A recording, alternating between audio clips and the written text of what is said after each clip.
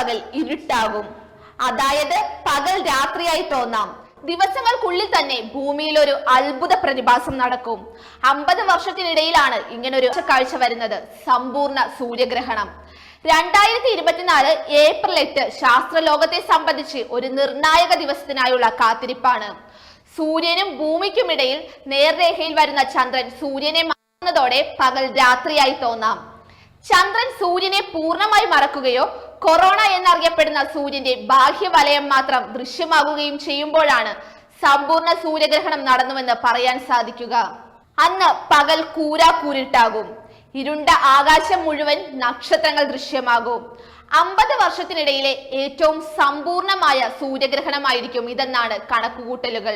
ഈ സമയത്ത് ഭൂമിയിൽ വസിക്കുന്ന ജീവജാലങ്ങൾ വളരെ വിചിത്രമായി പെരുമാറാറുണ്ടെന്നാണ് പഠനങ്ങൾ പറയുന്നത്. 1851 സമ്പൂർണ്ണ സൂര്യഗ്രഹണത്തിന് ശേഷം ഉറുമ്പുകൾ മരവിച്ചു പോയ അവസ്ഥയുണ്ടായിട്ടുണ്ട്. 1932 ഇതേ തുടർന്ന് പാറ്റകൾ അനിയന്ത്രിതമായി പെരുകി. പക്ഷികൾ കൂട്ടത്തോടെ പലായനം ചെയ്യും. അതിനാൽ സമ്പൂർണ്ണ സൂര്യഗ്രഹണം വെറുമൊരു ആകാശ കാഴ്ച മാത്രമല്ല, പ്രകൃതിയിലെ മാറ്റങ്ങളോട് ഭൂമിയിലെ ജീവികൾ എങ്ങനെ പ്രതികരിക്കുന്നുവെന്ന പഠനമാണ്. ഇത്തവണ വടക്കേ അമേരിക്കയിലും മധ്യ അമേരിക്കയിലുമാണ് സമ്പൂർണ്ണ സൂര്യഗ്രഹണം അനുഭവപ്പെടുക.